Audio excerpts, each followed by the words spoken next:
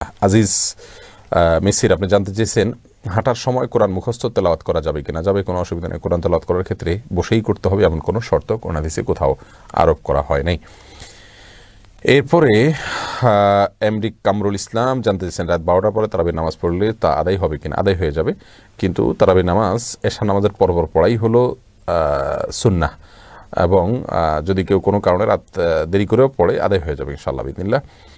কোরআন শরীফ পড়ার সময় আরবি না পড়ে শুধু বাংলা অর্থ পড়লে কোনো পাপ হবে কিনা।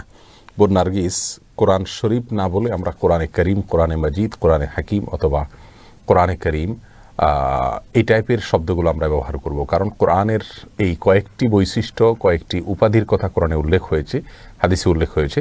যদিও শরীফ বলাতে যে কোনো অসুবিধা হয়ে যাবে সেরকম না, বড় কোনো সমস্যা হবে তা না, কিন্তু কোরআনকে যেই উপাধিতে আল্লাহ সুবহানাহু ওয়া তাআলা নিজে ভূষিত করেছেন সেই উপাধিগুলো বলা নিশ্চয়ই ভালো হবে আমাদের দেওয়া উপাধি চাইতে। শরীফ এটা কোরআন বা হাদিসের দেওয়া উপাধি নয়, যদিও এটা বহুল প্রচলিত আমাদের দেশে। কোনো সমস্যা, আমি আবারও বলছি, এর কারণে কোনো যে গুনাহ হবে, কোনো ইয়ে হবে তা না, কিন্তু কোরআন এবং সুন্নাহ যে শব্দ, যে টাইটেল ব্যবহার করেছে সেটা ব্যবহার করলে ভালো। শরীফ শব্দের অর্থ মর্যাদাবান, অতএব মর্যাদাবান কোরআন বললে প্রায় সমার্থবোধকই হবে ওইগুলোর।